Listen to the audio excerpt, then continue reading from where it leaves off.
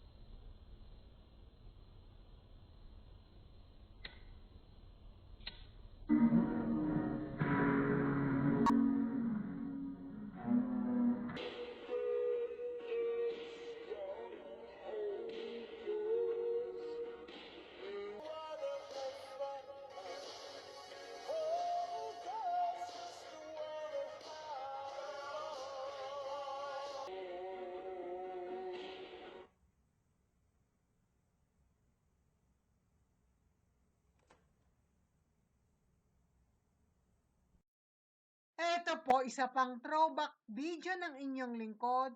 Owen 31164 pa tayo noong pandemic.